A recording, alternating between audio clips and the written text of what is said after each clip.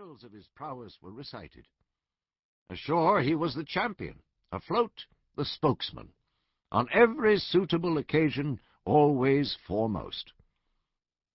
Close reefing topsails in a gale, there he was, astride the weather yard-arm end, foot in the Flemish horse as stirrup, both hands tugging at the ear-ring as at a bridle, in very much the attitude of young Alexander, curbing the fiery Bucephalus. A superb figure, tossed up as by the horns of Taurus against the thunderous sky, cheerily hallooing to the strenuous file along the spar. The moral nature was seldom out of keeping with the physical make. Indeed, except as toned by the former, the comeliness and power, always attractive in masculine conjunction, hardly could have drawn the sort of honest homage the handsome sailor in some examples received from his less gifted associates. Such a cynosure, at least in aspect, and something such too in nature, though with important variations made apparent as the story proceeds, was welkin-eyed Billy Budd, or Baby Budd, as more familiarly, under circumstances hereafter to be given, he at last came to be called. Aged 21, a foretopman of the British fleet toward the close of the last decade of the 18th century. It was not very long prior to the time of the narration that follows that he had entered the King's service, having been impressed on the narrow seas from a homeward-bound English merchantman into a 74 outward-bound HMS Indomitable, which ship, as was not unusual in those hurried days, having been obliged to put to sea short of her proper complement of men. Plump upon Billy at first sight in the gangway, the boarding officer, Lieutenant Ratcliffe, pounced, even before the merchantman's crew was formally mustered on the quarterdeck for his deliberate inspection. And him only he elected. For whether it was because the other men, when ranged before him, showed to ill advantage after Billy, or whether he had some scruples in view of the merchantman being rather short-handed, however it might be, the officer contented himself with his first spontaneous choice. To the surprise of the ship's company, though much to the lieutenant's satisfaction, Billy made no demur. But indeed any demur would have been as idle as the protest of a goldfinch popped into a cage. Noting this uncomplaining acquiescence, all but cheerful, one might say, the shipmates turned a surprised glance of silent reproach at the sailor. The shipmaster was one of those worthy mortals found in every vocation, even the humbler ones, the sort of person whom everybody agrees in calling a respectable man. And, nor so strange to report as it may appear to be, though a ploughman of the troubled waters, lifelong contending with the intractable elements, there was nothing this honest soul at heart loved better than simple peace and quiet.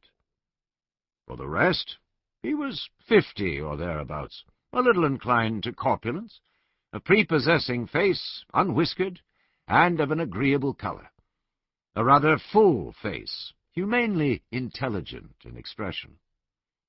On a fair day, with a fair wind, and all going well, a certain musical chime in his voice seemed to be the veritable, unobstructed outcome of the innermost man. He had much prudence, much conscientiousness, and there were occasions when these virtues were the cause of overmuch disquietude in him. On a passage, so long as his craft was in any proximity to land, no sleep for Captain Graveling. He took to heart those serious responsibilities not so heavily borne by some shipmasters. Now, while Billy Budd was down in the forecastle, getting his kit together, the Indomitable's lieutenant, burly and bluff, nowise disconcerted by Captain Graveling's omitting to proffer the customary hospitalities on an occasion so unwelcome to him, an omission simply caused by preoccupation of thought, unceremoniously invited himself into the cabin, and also to a flask from the spirit locker, a receptacle which his experienced eye instantly discovered.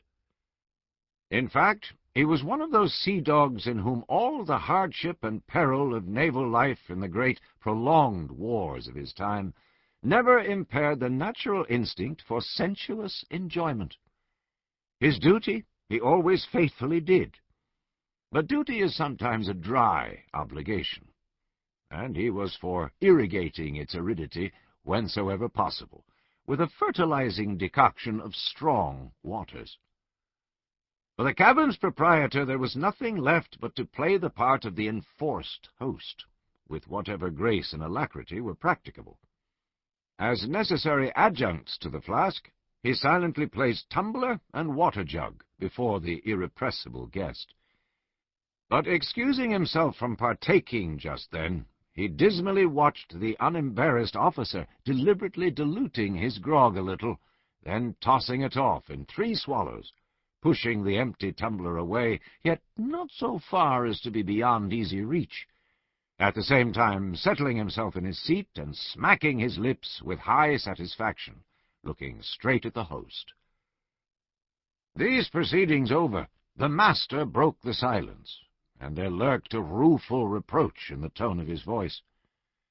"Lieutenant, you are going to take my best man from me, the jewel of 'em." "Yes, I know," replied the other, immediately drawing back the tumbler preliminary to a replenishing. "Yes, I know. Sorry."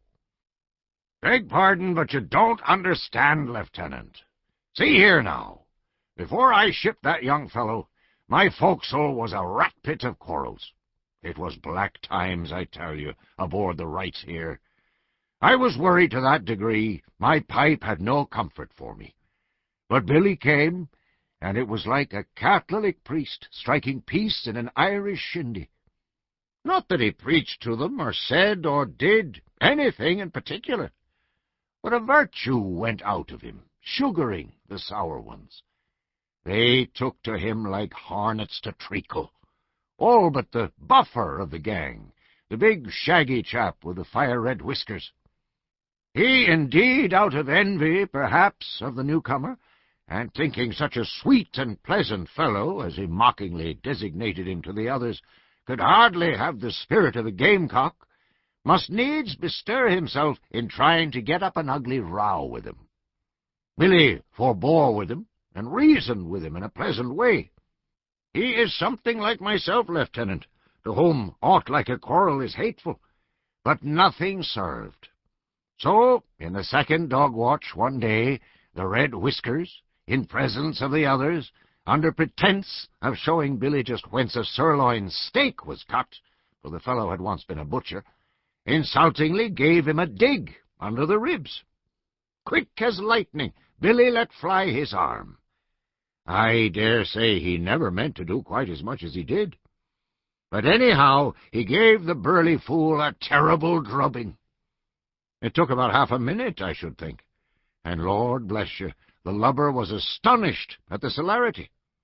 And will you believe it, Lieutenant, the Red Whiskers now really loves Billy. Loves him, or is the biggest hypocrite that ever I heard of.